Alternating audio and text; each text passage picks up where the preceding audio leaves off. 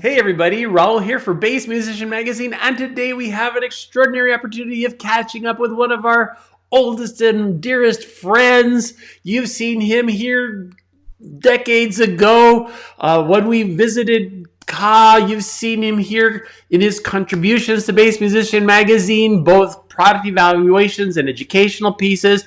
You've heard me talk about his albums. He does just an immense amount of stuff. Derek Jones, yay! Hey, how you doing, Raul? Thanks for having me. Doing great. So That's a so lot. so Thank you. good to get together here, Derek. It is Yeah, fabulous. As I had just mentioned, way back 14 years ago, we were yeah. visiting Ka, and we got a very in-depth behind-the-scenes view of what you do with the show, and seeing the show from both sides, both the audience side and the musician side, and grasping how intricately involved the music is as part of the whole experience. It was super eye-opening then, and since we have been super fans of Cirque, seeing Cirque performances both intense in coliseums, anywhere we could possibly see a Cirque show, we're there, because we're just always blown away by the creativity and the sheer beauty in so many ways of Cirque. But now, as we're talking, you've been with the show for over 20 years, and you've done how many Yeah. performances so far? As of last night, because we had two shows last night, two shows tonight, we do 10 shows a week. My anniversary was December 4th of 2024. I got started in 2004, December 4th. And so my 20th anniversary was last December 4th. But as of last night, it's 8,258 performances. Wow. Wow. That Yeah. is that is mind-boggling. So because we've kind of stayed in touch in between, I think one of the things we'd like to know more, again, now with all of these shows and just again, this whole body of work, and the whole time also you've been doing a whole lot of other stuff at the same time. Kind of bring us up to date. Tell us what's been happening over the years. Oh, wow. Well, yeah, I'm always playing with other people because I've been a musician for 40 years now professionally. I started gigging when I was 15. But there's always, I used to joke that I did 20 years as a freelance musician and now I'll give Cirque the next 20. And that's happened. I Yeah. caught a wave, in Nashville when I was living in Nashville and auditioned just for Cirque just for fun. And I caught a wave that's lasted a lot longer than I expected, but I'm very grateful.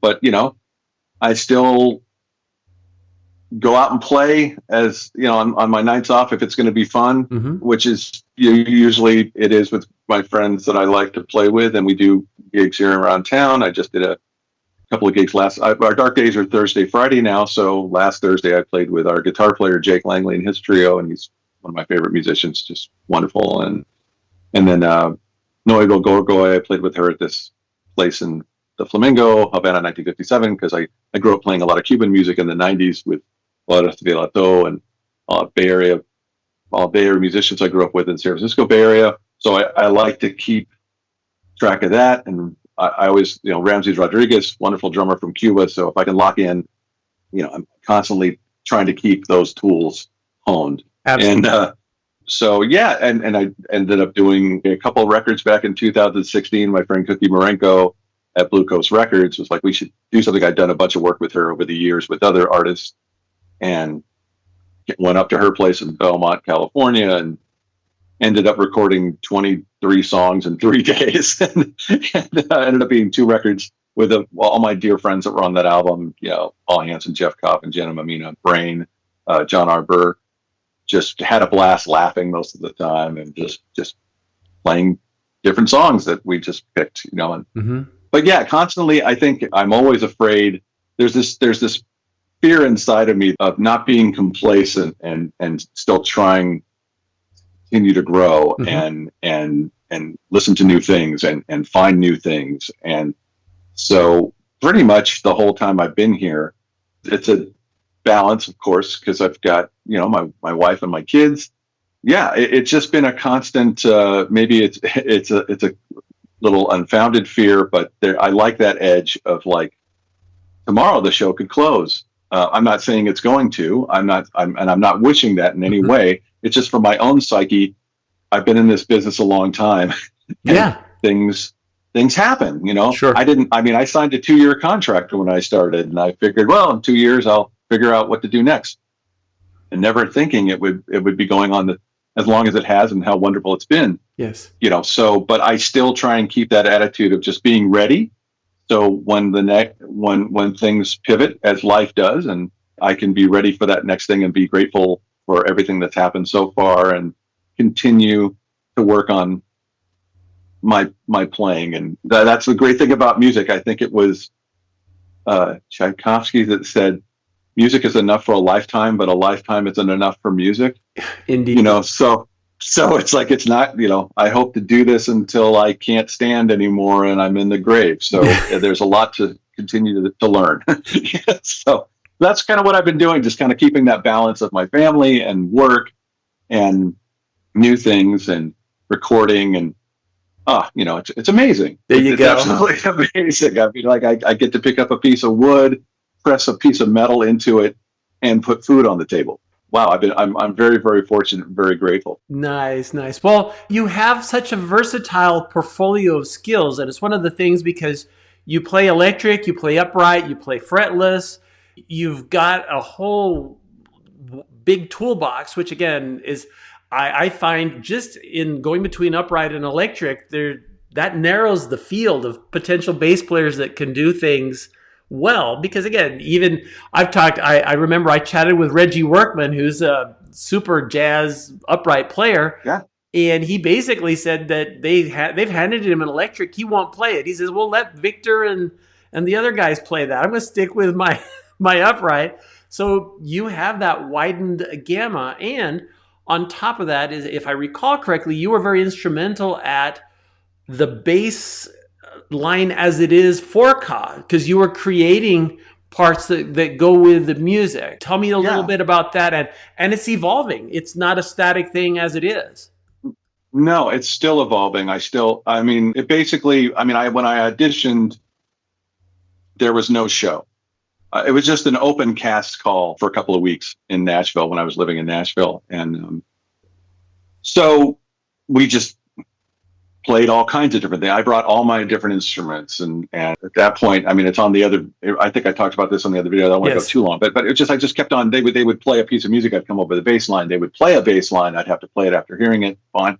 But I got another idea, and I grab a different instrument, and I just kind of went, well, I'll just grab everything and let's try it on upright. Let's try it on fretless. Let's try it with a pick. Let's try it on this little Dan Electro bass, whatever I had. And I think that when the composer, Rene Dubray, was looking for a bass player, he said he wanted somebody that played upright, but also played fretless and, played all this different stuff. So when my name was put in the hat and he was sent the DVD of my audition, Mm-hmm. and then they basically, long story short, the gig's yours. When can you be here? And we started discussing. And then Rene called me. He said to me, I'm not going to write anything for you. And it wasn't like I'm not going to write anything. Yeah. It was like, I really saw what you do in the audition, and I want you to feel free to listen to my music and do your thing on that. Mm-hmm. Which eventually he did. After I got here, I called my dear friend, my brother, Paul Hansen, the great bassoonist and one of the biggest musical influences of my life. And I called him. I said, "Man, go call this number and go play for them. You'll play 3 notes." And then all of a sudden he was in. And then Rene wrote a whole show called Zed around his bassoon playing. Oh, wow. In Japan. And the same thing. I'm not going to write for Paul Hansen. He knows what to do. He's created this whole new thing with the instrument. So I didn't know what that really meant, other than, okay, I'll come in. And of course, the orchestra part of the show, those had charts. And so I learned all the orchestra stuff for that. And then all the other stuff, there was nothing.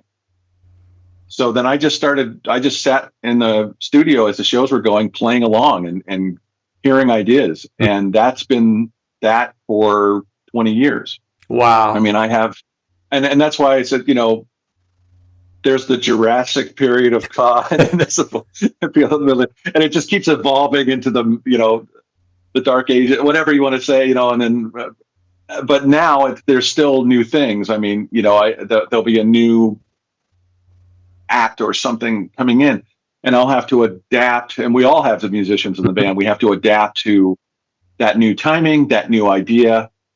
And so I've been very, very fortunate and very grateful that I was able to write a bunch of stuff and come up with stuff. And I don't have to, we just discuss, here's an idea I have. And they, oh, try that. Here's an idea I have for this timing. And if it's, the latest thing was this, I played with the great Kayak Art. We had a trio in the Bay Area when I started taking lessons with him. And then he asked me to start playing his music, and it was a great honor. And I learned a lot from him. He's a dear friend. So when I saw this, the Wheel of Death thing act, yes, and he gets set up for the jump rope, it's changed. The timing changed. And so it got longer. It was getting more intense. And so what can we do there? And of course, after the pandemic, I had forgotten a lot of things because I hadn't listened to the music. And so we came up with a lot of new stuff because it was like, well, just come up with new stuff. There you go. But I came up with this. I thought of Kai and I called it the kalimba slap stuff that he does, this beautiful chordal slapping thing that he's developed. And so I kind of took some of that and used it chordally to build tension to the jump rope, and then hand it off to the drummer, because he goes into, then it becomes the drum feature behind the big jump rope thing on the top of the Wheel of Death. So that's like one of the more latest things. And again, that was just working, taking your life experience and letting it tell you what you should do. Yeah. And it's been great. And every once in a while I'll have friends come down, bass players, that one bass player from Broadway, he was like, dude, this is like Weather Report for Broadway. I know. Because it's just a lot of, you're jumping from bass to bass, tapping, or pick playing, like fretless. There's all these different things that I've just kind of through my life have done. There's some sections of the show that's very like 2-beat. So for me, that's all the bluegrass playing I did with in Nashville with like Nickel Creek and more modern stuff with Nickel Creek and stuff with Jerry Douglas Band. But I think of them when I'm doing doonch. I mean, it's simple stuff, but those were all influences on my approach to music and how I learned from them. So I just kind of let all that stuff come out. And if there's an idea, I'll think of the person. Like my Bobby Vega bass over here. I called Bobby when I got it. Hey, I sent him pictures. Hey, Bobby, because Bobby's been a dear friend for years and a mentor of mine from when I was young. He came down and sat in the studio, and it was such an honor, and he loved it. And he was like, man, I didn't think it was going to be like that. Whatever he thought it was going to be, it was different. He was very into it. We had Gary Carr and Harmon Lewis come down, because I met Gary and he had come to the show, and we hung out at his house when he was living here in Vegas, him and Harmon, and we became friends. And him and Harmon sat down in the studio, and they were like, wow, it was just an amazing experience. And I was like, really? Because you've played all over the world and kind of created the solo bass. Really this? He says, no, Derek, we loved this experience. We're such fans of Cirque, and it was so wonderful to sit in the studio. And it just reminded me that, 8,258 shows, I could have some Groundhog Days. Oh, totally. I could have days or weeks where I'm like, what am I doing? Yeah. What did I just play a show? But it's always a great reminder. I mean, as humans, we're going to have days like that. We're going to have days that, something weird happens, or, it's just like anybody's life and job. I work for a corporation. It just happens to be Cirque du Soleil. A friend of mine reminded me of that. He goes, dude, you're totally corporate. I was like, what? Yeah. And then I went, oh yeah, I guess I am. It's like I've never thought. I've always thought of it. I'm the musician that goes down to the studio and we play 2 shows and I'm done and I go home and I'm working on music. But then I laughed and he goes, dude, you've been corporate for a long time, and I was like, I guess I guess okay, I work for a corporation. It's wonderful. Okay, great. I'll. But it was so funny. It just didn't dawn on me for years and years and years, decades. It's like, oh yeah. So it's funny, your perceptions and the days and how the days go by. But yeah, I still get to play the parts that I play. I get to support what's happening on stage and support the team of artists and technicians that are all doing a job that is so unbelievable. But then remind myself that, this is really, really special. Yeah. And sometimes when you have days where it's like kind of a grind, because we're human beings and we get locked into ideas or perceptions, the perception is not true usually. And so you have to remember that my friends that I highly respect have seen the show and loved it. And I think Vic's seen it like 4 times, Yeah. and he's still like, dude, I'm like, wow, thanks, brother. It's like, it just, we've been friends a long time. And so guys that I highly respect Hmm. have seen the show and they really loved it. And so I'm like, okay, well, then I'm not going to be an idiot here and question anything. I'm just going to every day play one note at a time, There we go. and that's really what it is, right? It's one note at a time, and try and build on that. Mm-hmm, mm-hmm. Well, and you're very humble from the point of view that this tree of bass that is part of the Ka forest is you.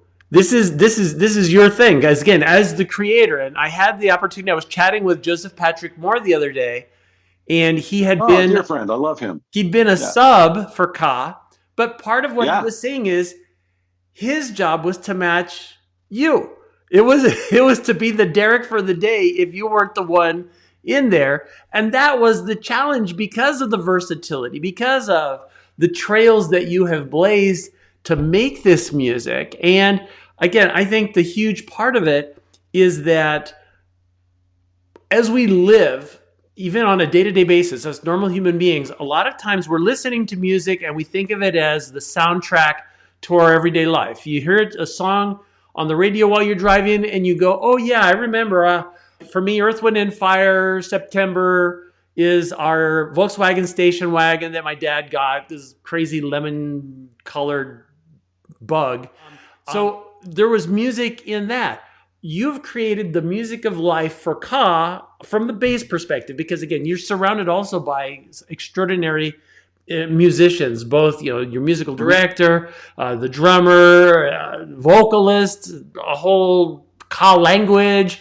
I mean, it is just so all encompassing, but it is what creates this window for the audience member to have this greater than just seeing something experience, and it reaches in deep. And so when I do, even if I replay, we had the great fortune to be in the pit. When I replay some of those segments, it triggers our, oh yeah, I remember sitting here and feeling what I felt when I heard this. So it's yeah. just well beyond, oh, it's just a score. And what I will say, I've had the opportunity to talk to quite a few Broadway players, and the music is extraordinary, but so many times it is, we need this to be exactly this and exactly the way Yeah. we want it. And they don't have much of a choice. If they were fortunate and they came in on the ground level, then maybe they had some influence creating the parts. But look at your touring shows. I mean, they're given the book and it is expected to be exactly how we want it to be, down to what Yeah. instrument are you playing now? I mean, we talked to the guys that play in Hamilton, and they've got an extraordinary. I mean, they have two sets of pedals in case one goes out. They've got a backup whole pedal board because it has to be so specific. And so this is just, Yeah. I think, why people like Victor, people like Kai, anybody that comes and hears this can see what I've just mentioned. It's just like, whoa, this is a whole other thing. So again, we're just always thrilled to talk about it. Now, you mentioned in the evolution of the show, and I know performers age, and this is so demanding. There has to be changes, but the main storyline, I think Kai is one of the few shows that has, I think, such a consistent plot to it as compared to some of the others where you're kind of going, I don't know what we're talking about. There's a giant snail. I don't know why. They may be a little trippier. Has there been any changes in the plot, or is it again more in some of those subtle details of the acts? More in the subtle details of the acts. I mean, Ka was the first show to be based on a storyline, Mm-hmm. two battling factions and two kids that get separated in that battle, lose their parents, and have to reconnect throughout the show to meet up at the end. And it's based loosely on maybe some Chinese opera concepts. And again, it's not like, I mean, we have a narrator that tells the story beforehand. You can hear him talking about what the show is going to be about, because focus groups were like, we don't know what's happening. But that's the thing about art that's beautiful, right? I mean, everyone comes into the theater and has an experience for themselves.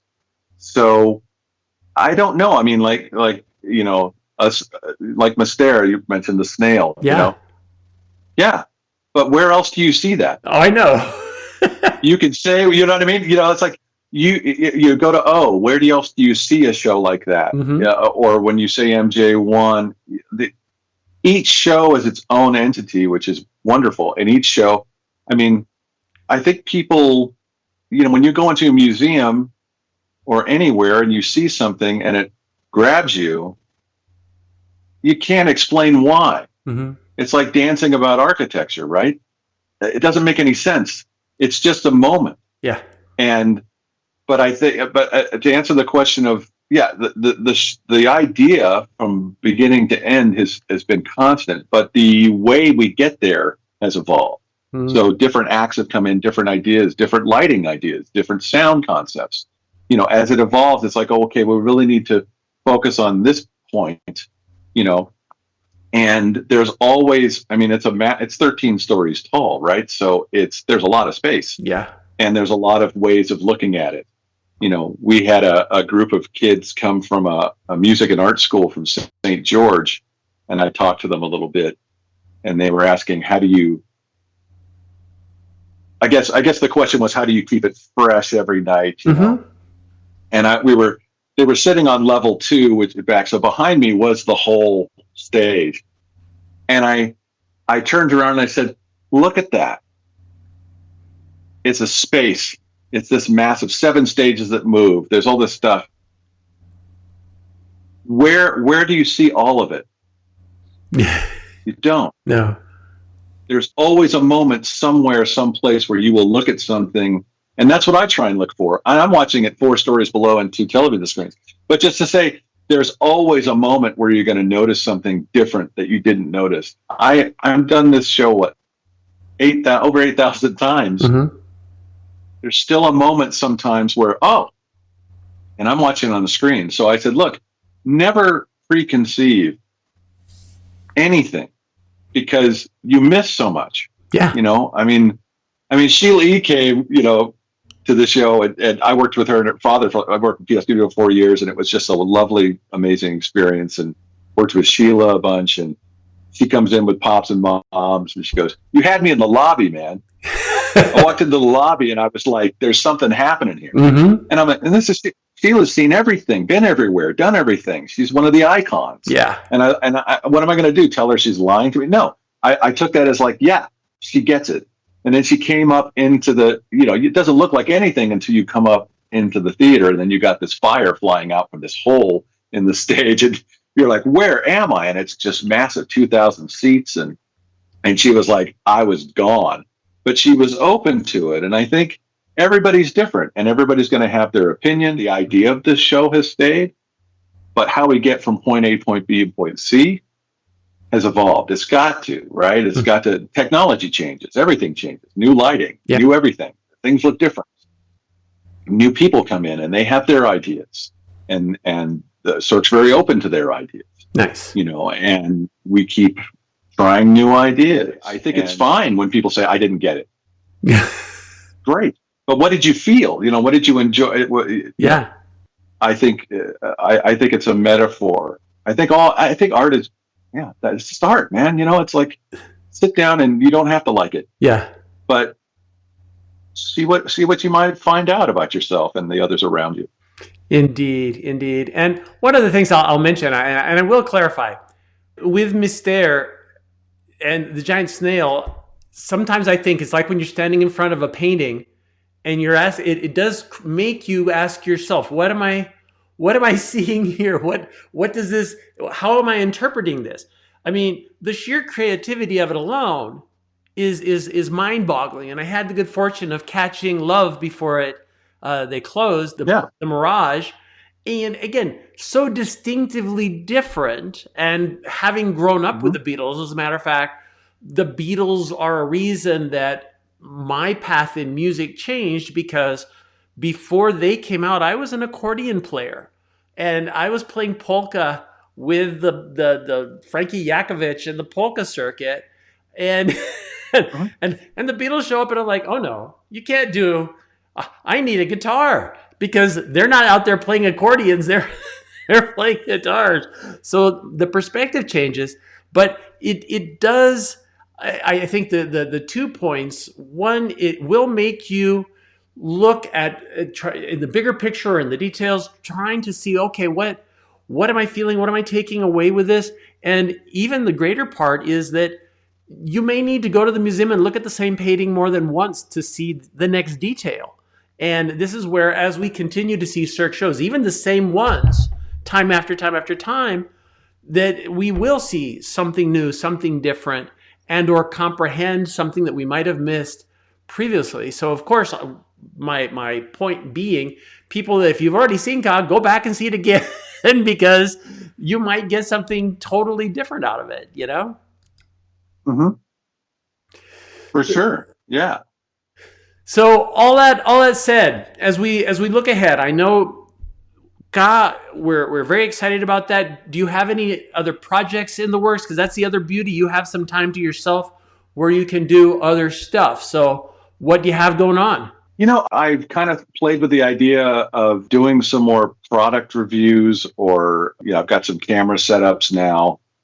I don't really teach right now. Haven't really focused much on that. I have some friends of mine's kids that I'll get together with, and we'll just talk about, what do you see when you hear this, Yeah. or like, we'll just get these weird kind of concepts, but focusing on my family and my playing, I still practice every day, and trying to find new things. That's really my focus. I don't know what products, I don't know how that works. I do sessions at home, so I have people, songwriters and stuff, send me stuff, Nice. and I'm able to do that, which is great. And I love doing that. But and then there isn't any plan, right? It's like Yeah.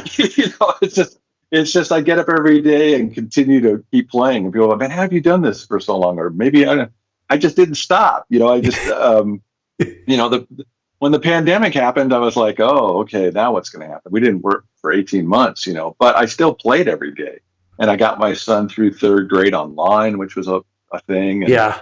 But there was never a sense of like, okay, I'm not going to, what else am I going to pivot to? Like, nah, I've been doing this for so long, man. And it's worked out okay so far. And I still love it. I still, the whole reason of doing this for me was just to be able to meet people from all over the world, and be earth centric. Yes. Like it just I mean, just meet somebody that I don't know their language, but I can sit with them with their instrument. I can sit with mine, and we can play and find something Yes. and smile. And I've had that happen over and over again. And then I learned something from them. Maybe they learned something from me. Then I eat some food with them, and we're buddies. And music has a really interesting way to do that, because it's better when more people are involved. Indeed. It's one thing to be your solo thing, and it's great, but as soon as two people show up in the room together, now you have to be aware of them. You have to care for them, and you have to want to hear what they have to say on their instrument, Mhm. and maybe learn how to make that sound better by accompanying them.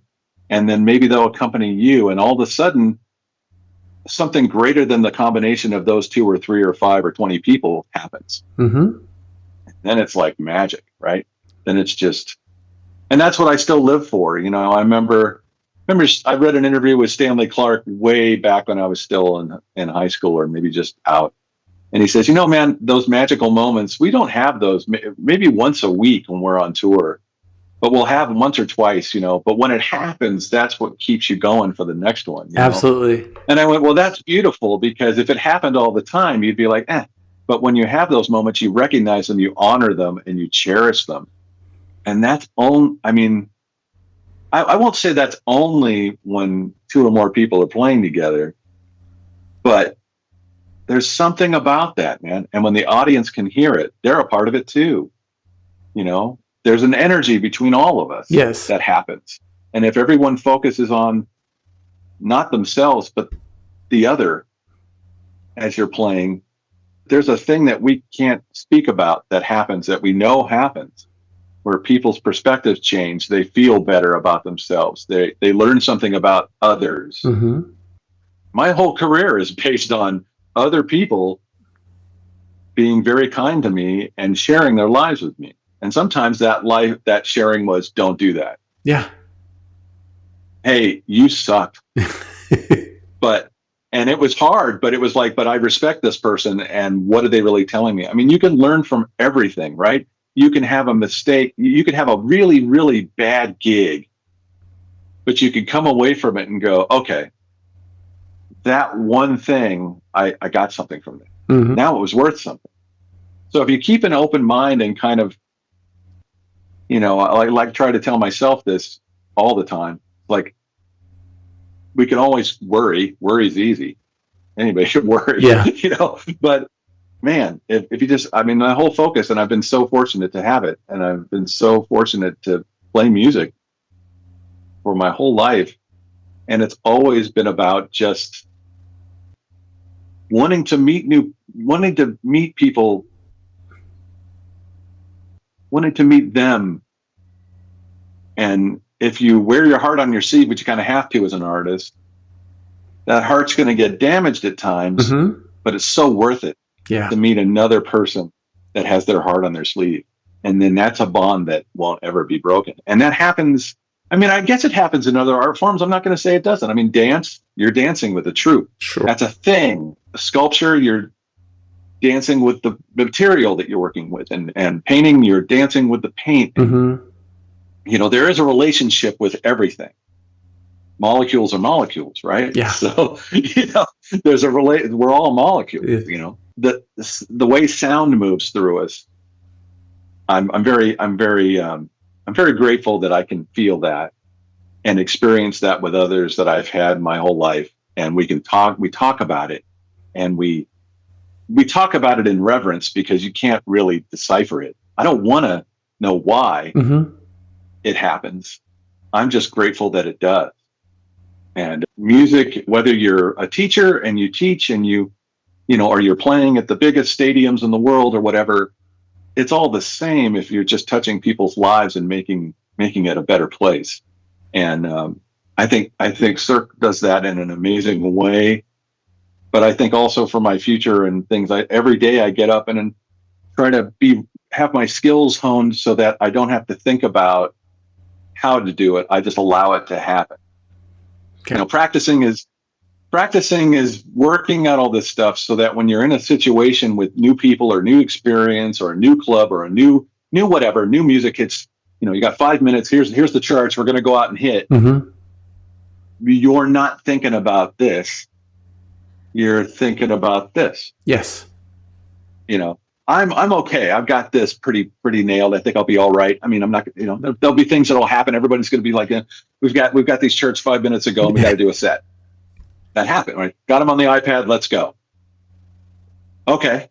Singer's there, guitar player, drummer, horn section, pianist. I think all these guys got their stuff together.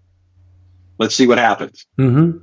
Now I don't have to think about where's my position of my hand or how am I going to get to this. No, I've been working all that my whole life. I can trust that now to get me there. Now I can be outward focused. And if you can be outward focused in anything that you do, people are going to notice that. I tell my son this all the time. It's like, if people will notice how you treat them. Yeah. And no one's perfect. Human beings make mistakes. We all do. We can learn from them. Great. We can't. Well, there'll be another lesson coming at some point. But with music, I'm just so grateful. And as a bass player, man, I love the responsibility of it. The responsibility of being the glue that kind of is in the harmony, the melody, the rhythm. We have to be a good rhythm player. We have to know how harmony works so that when we change our bass notes, we know what it's going to do to the chord. We have to be really aware of melody, not to play. I mean, play melody is great, but to be able to accompany a melody when the singer starts singing, know when to play, when not to play. That's really important, when not to play. Joe Lovano said, "Hey man, I play the spaces, not the notes." Yeah. That changed everything for me. Or my friend Jake Langley, I just love him, and he was talking about hanging with Joe LaBarbera, and Joe LaBarbera said, "Don't lament the music that was never played; it doesn't exist." Mm-hmm. It's heavy, man, because we get in our heads after the gig. Oh, I wish I would have played. I wish I would have done. It doesn't exist. It never happened. Yeah. So you're lamenting about something that is out of your control that you had no part in because it never was played into the universe. It's just something in your mind, but it never was played. So you can't lament the fact that you didn't play it. You can lament the fact that I wish I could have. Well, now I have work to do. Yeah. Great. I'm not going to lament anymore. I'm going to go, oh, I've just been taught something. I need to focus on this. This is important. Okay, I'm going to get this. So the next time it happens, maybe I'll have that a little bit better. But man, I think it's more what we don't play than what we play. As a rhythm section bass player, the spaces, the dynamics, that's where the lifetime of experience and constantly hearing new people and listening and playing with different people, and I cherish that, being able to go, okay, do I have to play here? What happens if I don't? Because I think a lot of people are focused on how many can I do? Yeah. I've been working on this thing, I mean, I could talk forever about it. The new Michael Brecker book that my friend Chuck Shear put out, where it's all his practice stuff, and you see him talk about, like, the first 2 pages of, like, yeah, I never transcribed solos. I just would hear one measure of a solo. Oh, what was that? Or 2 measures, and I'd write that out. Yeah. And I'd learn it in all 12 keys, and I would play it for 3 or 4 months every day. And then when I was on the gig and it just came out in my playing, that's when he came out in his playing. That's when he knew it was part of him now. But he never transcribed. Like Joe Lovano, I said, I never transcribed solos, man. I just would try and emulate the emotion that it made me feel. That's, where you get your original ideas from, your original sound, your thing, is by honing in on those things instead of the note for note, all the stuff. And hey, if it calls for a lot of notes, I have no problem. I'm not judging people's note choices or playing fast or doing all this stuff or whatever you do in your music that works for you. I'm not here. No one can judge you for it. Yeah. If it works for you, great. But I think it's just, as long as you're being honest and, and learning in the process and growing, it's all good. This is why we do it, right? In my opinion, this is why we do it. It's just I'm trying to find a deeper part of myself that I can share with everyone. And that's scary, but I know it's in there. Yeah. And I'm going to honor that as much as I can and be grateful for it and help and allow it to guide my choices. And I think when we can be free to be who we are and what we do, then there's no judgments, right? I mean, there's improvement, there's evolution, but I can't say that singer sucks because they did this or that trumpet player or whatever. You can go, wait a minute though, what are they trying to get to? Yeah. What path are they on, and how do I get out of their way so they can get on that path? And maybe I can help them along their path when I'm playing, and we can get on the same path. Maybe sometimes I'll check out this path. I mean, man, it's a lot to think about, but it's what I try and do whenever I grab my bass and I'm with a group of people. How can I get them on their path? How can I get on their path? What am I going to learn from this path? And then maybe when we're done with the gig, I can drive home on my own path and go, wow, that was really cool. Well, that didn't work, but part of it did. Yeah. And I can make a mental note, and then the next day get up and try again. Nice. Anyway, hope that helps somebody. Oh, absolutely. Well, and I think one of the key things, and those of us that live in music, it is that spirit of collaboration between human beings, which gives it the universal nature. Where one of my favorite, there's a whole series of videos, they're playing for change, and it's musicians all around the world collaborating on a tune, and each one with their own instrument or their own take on how they would do it. But if humanity in general could maybe follow the example of the collaboration between musicians, we wouldn't spend so much time disputing, and we would spend more time trying to understand each other, where we're coming from, and working together towards a common goal, which is the music, the show. I mean, it could be as small as you could be two people busking on a corner in Beale Street. I mean, that is still a collaboration. And one of my favorite things, I believe it's one of the flutes that the Incas played, that by design, they don't put all the notes on the same flute, so that you have to play with another flutist to have the full scale. And that way you have to collaborate between the two of you to have the parts to make the tune.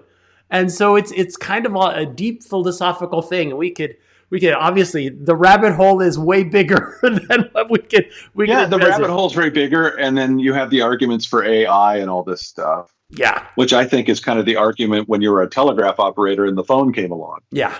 And you went, oh, no, man, the phone's going to be this little thing, but the telegraph's going to be happening. I'm going to stick with the telegraph.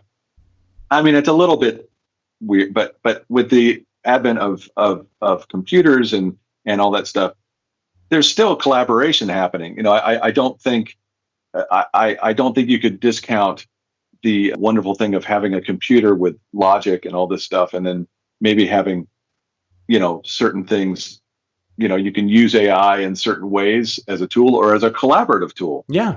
You know, who knows how it's going to evolve, but that's the next thing that's happening, right? And everybody's trying to figure it out. And my point of view is like, they're not going to figure it out until it happens. It's just, It's happening now. And it's not going to get turned off. And it's not, you know, you're not going to stop using your smartphone, and you're not going to stop using technology like this where we can talk. And it's just how we choose to use it as a species, and how it evolves through that usage. So all this fear and freaking out about, oh, you know, all the musicians are going to lose. You know, I've heard that, you know, like we talked earlier about, people have been saying Ka's going to close for 15 years. Okay. Okay. And everything closes, right? Everything stops. You know, there's a wave, and I caught this wave, and I don't know where that wave is. It could be right here, ready to crash, and it's over, or it could go for a little while longer. I don't know. Nobody knows. Yeah. You know, so nobody knows what's going to happen with the AI thing. You know, they can speculate and do all this stuff and say, and I think this and that. Hey, and that's great, but we'll see. That's my favorite phrase, though. All right, we'll see. There we go. I don't know if Ka closes. We'll see. I mean, or if something goes on forever, we'll see. There's no judgments here. It's just, you might be right. You might be wrong. We'll see. There we go. There we go. Well, Derek, we appreciate you taking time to share all of your insight. Folks, if you want to stay on top of what Derek's doing, your website, derekjonesbass.com. Yeah, there you can. I mean, I haven't been on it in a while. I've been so busy, but I do try all my products that I endorse. I mean, Elixir Strings have been played on every show on Ka. I'm a huge fan of them and very grateful for them for all their support. And AccuGroove cabinets, Mark Wright's a friend, and I use his stuff. Cirque Audio, I just got this little rig here for small upright bass gigs, and yeah, I use a bunch of stuff, but it's all on the website. You know, so yeah, you can go there and you can say hi, and it's pretty cool. My buddy Hovac Aliverdi and Ellen Aliverian's dad took all his pictures, and Ellen's mom Maureen did all the makeup, and it's all in the family. Nice. So, you know, it's great. Nice. Well, and do you do much on social media as well, or should we stick mostly to your webpage? You know, I kind of, Facebook, I'll get on it for a minute, and then I'll just, I gotta get off, and I just take it off my phone. And Instagram, I mean, I probably should do some more. Instagram, I'll do some more videos, but then I'm like, man, there's so many people doing things. And that's okay. I just don't know if I have anything more to add. Gotcha. So mostly it's my website. I think that's pretty much, you know, people. I check in on Facebook just to see people. So I have my Messenger app up, so if somebody messages me on Facebook, I see that, you know. But I don't really. It's mostly on the website, and you know, I try to reply to everybody, but I could be better at that. Yeah. You know, I could be better at that skill, so I'm working on it. There we go. Well, and of course, if people want to catch you, see Ka, They can go to the Cirque du Soleil website. And again, Yeah. I tell people, Ka.com. Just go to ka.com. yeah, Ka.com. Kaa.com is the website for our show, and cirquedusoleil.com. And, we're there Saturday through Wednesday, nice. 10 shows a week. Well, and as I've told so many people, if you come to Las Vegas and you're going to see a Cirque show, my first choice is always Ka. And it's Oh, thank you. that's why I'm telling them this is the one you want to see. If you have time, see as many as you can because they're all different. They're all so creative. They're all so wonderful. It's just amazing. So again, Derek, thank you for taking time to chat with us. Folks, you've seen him here on Bass Musician Magazine, Derek Jones. Thanks, guys. I appreciate you, and Raul and Valerie. You're just awesome. And everybody have a great day and continue on. Thank you.